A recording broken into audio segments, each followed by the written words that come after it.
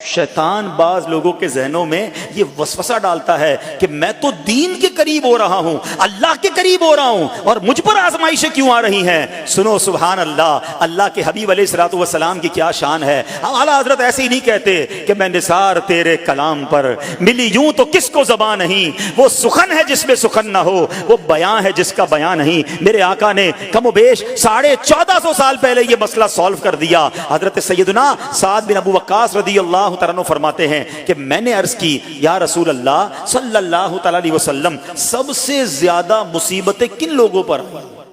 گلی مکا دی نا، پنجابی بچ کہتے ہیں نا، گالی بات ہی ختم کر دی۔ حضور یہ بتائیں سب سے زیادہ مصیبتیں کن لوگوں پر آئیں؟ پیارے آقا نے فرمایا انبیاء پر۔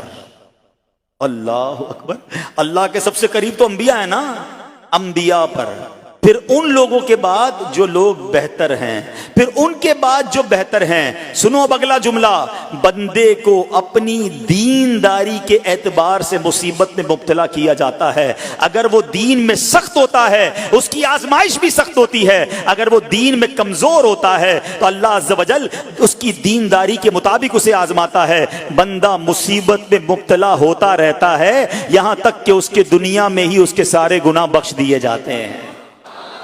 گویا اللہ کی یہ رحمت ہے کہ بندہ بڑا نیک ہو رہا ہے، رب چاہتا ہے کہ اس بندے پر آزمائش بھیجوں، میرا نیک بندہ صبر کرے، اس کے گناہ معاف ہو جائیں اور میرے پاس آئے تو اس کو جنت میں داخل کر دوں۔ اللہ اکبر۔ اے پیارے اسلامی بھائیو، یاد رکھنا، اب جو میں نے ایک سوال قائم کیا تھا نا کہ یار میں تو دین کے قریب، میں تو اللہ کے قریب ہونے کی کوشش کر رہا ہوں اور ایک کے بعد ایک آزمائش آ رہی ہے، یہ کیا ہے؟ اب ایک اور حدیث سن لو، سبحان اللہ۔ حضرت سیدنا انس رضی اللہ تعالیٰ عنہ سے روایت ہے، سرکار والا تبار، ہم بے قصوں کے مددگار، شفیع روز شمار، دو عالم کے مالک و مختار صلی اللہ تعالی علیہ وآلہ وسلم نے فرمایا، جب اللہ عز و جل کسی بندے سے محبت فرماتا ہے، سننا ذرا غور سے، اللہ عز و جل جب اپنے کسی بندے سے محبت فرماتا ہے یا اسے اپنا دوست بنانے کا ارادہ فرماتا ہے تو اس پر آزمائشوں کی بارش فرما دیتا ہے۔ اللہ کریم اس پر محبت بھی فرما رہا ہے اور آزمائشیں بھی بھیج رہا ہے۔ دوست پر آزمائشیں کون بھیجتا ہے؟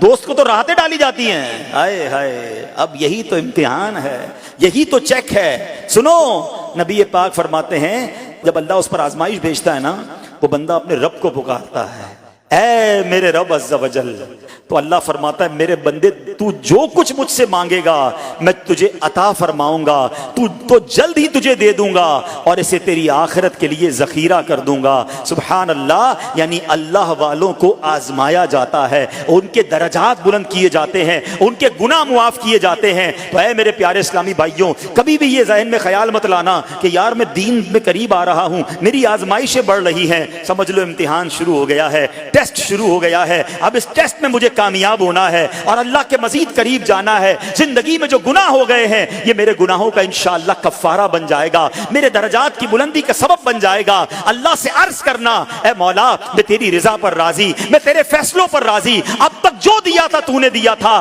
یہ سب کچھ تیرا ہے، اے رب جب تو واپس لے گا میں اس پر راضی۔ جب یہ ثابت قدمی نصیب ہو گئی، پھر دیکھو غیب کے خزانوں سے کیسا آپ کے دل پر سکینہ اترے گا، پھر کیسا آپ پر رحمتوں کا نزول ہوگا۔ تو اے میرے پیارے اسلامی بھائیوں، مصیبتیں آ چکی اور آنے بھی والی ہیں، پہلے ذہنی طور پر تیار رہنا، مگر صبر کرنا۔ یہ چند دنوں کی، چند گھنٹوں کی، چند لمحوں کی مصیبت ہے، مگر یہ تمہارے درجات کو بلند کر دے گی۔ رب کریم صبر کرنے والوں کو پسند فرماتا ہے۔